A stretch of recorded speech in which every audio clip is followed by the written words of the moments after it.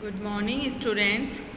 जैसा कि कल हमने समष्टि अर्थशास्त्र में अध्ययन किया था राष्ट्रीय आय लेखांकन का महत्व और उसकी सीमाओं के बारे में, आज का हमारा टॉपिक है राष्ट्रीय लेखों में पर्यावरणीय चिंताओं का समावेश, जिसे हरित लेखांकन भी कहा जाता है। अब हम सबसे पहले देखेंगे कि हरित लेखांकन क्या है। हरित लेखांकन से आशय उस व्यवस्था से है जिसमें उत्पादन एवं उपभोग की क्रियाओं के पर्यावरण पर पड़ने वाले प्रभावों को आर्थिक मापक राष्ट्रीय लेखों में शामिल किया जाता है। इसके अंतर्गत प्राकृतिक स्रोतों एवं पर्यावरण अवमूल्यन मीन्स उसकी क्षति को राष्ट्रीय लेखांकन में शामिल किया जाता है। इसीलिए इसे क्या कहते हैं, पर्यावरण लेखांकन या प्राकृतिक स्रोत लेखांकन भी कहा जाता है। या फिर इसे हम दूसरे शब्दों में यूँ कहें कि मानवीय आर्थिक गतिविधियों के कारण पर्यावरण में जो क्षति या फिर जो ह्रास होता है उसे राष्ट्रीय आय लेखों में शामिल करके जो लेखा तैयार किया जाता है उसे ही क्या कहा जाता है, हरित लेखांकन कहा जाता है। अब है जैसे अब मानो एक उद्योगपति है तो वो अपने उद्योग को चलाने के लिए पूंजी विनियोजित करता है, तो विनियोग करने पर जो उसे लाभ प्राप्त होता है वह उसे अपने लेखों में किस स्याही से लिखता है, काली स्याही से लिखता है, तथा उसे जो हानि होती है उसे वो लाल स्याही से लिखता है।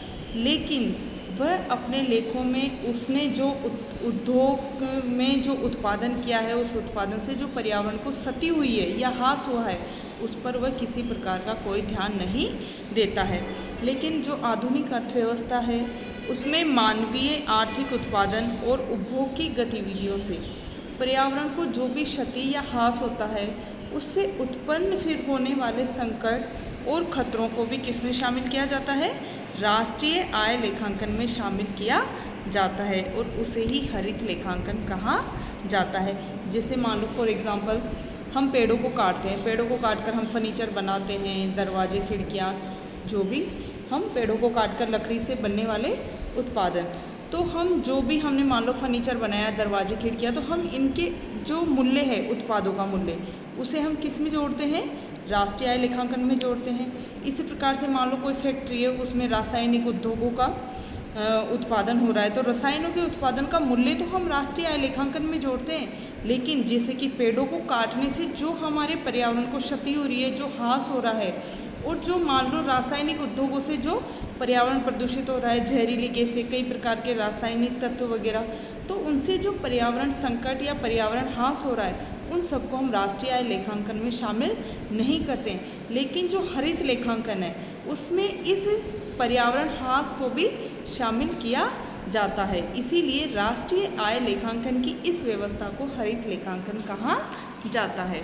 अब राष्ट्रीय हरित लेखांकन के कुछ सूचक है, उसमें है फर्स्ट, हरित विशुद्ध राष्ट्रीय उत्पाद, जहाँ विशुद्ध राष्ट्रीय उत्पाद अर्थव्यवस्था में उत्पादित समस्त वस्तुओं एवं सेवाओं के बाजार मूल्य में से ह्रास घटाकर मापा जाता है। ये उत्पादन के विशुद्ध वार्षिक प्रवाह को मापता है, किंतु ये राष्ट्र की एक महत्वपूर्ण संपत्ति प्राकृतिक पूंजी पर आर्थिक गतिविधियों को प्रभाव को अलग रखता है। जबकि क्या है, प्राकृतिक पूंजी की क्षति या फिर पर्यावरण ह्रास के लेखांकन द्वारा ही हरित विशुद्ध राष्ट्रीय उत्पाद अर्थव्यवस्था में प्राकृतिक स्रोतों, पूंजी एवं श्रम की उत्पादित सेवाओं को दर्शाता है। नेक्स्ट, समायोजित विशुद्ध बचत, जिसे पहले जिसे वास्तविक बचत कहा जाता था, जब उसमें से प्राकृतिक स्रोतों में कमी तथा प्राकृतिक स्रोतों के नष्ट होने को लेखा में शामिल करने के बाद अर्थव्यवस्था में समायोजित विशुद्ध बचत की सही दर को मापा जाए तथा मानवीय पूंजी में निवेश, उत्पादन संपत्ति का मूल्यह्रास अथवा टूट फूट तथा पर्यावरण को क्षति अथवा निम्नीकरण के बाद समायोजित विशुद्ध बचत ही किसी देश की वास्तविक बचत दर कही जाती है। नेक्स्ट है संपत्ति लेखांकन। संपत्ति लेखांकन हरित लेखांकन का क्या है, एक अन्य रूप है जिसमें राष्ट्रीय संपत्ति के अनुमानों का बैंक विश्लेषण किसी समय बिंदु पर संपत्ति के संगठन का अन्वेषण करना है। नेक्स्ट है सामाजिक योगदान हरी स्याही।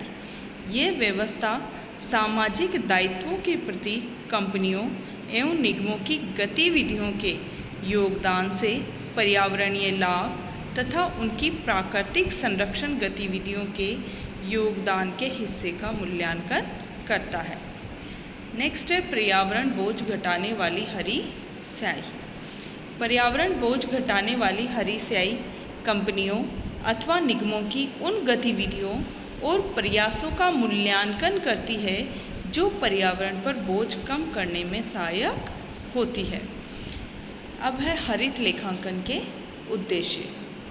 फर्स्ट है निगमों द्वारा उत्पन्न पर्यावरण बोझ को मापना।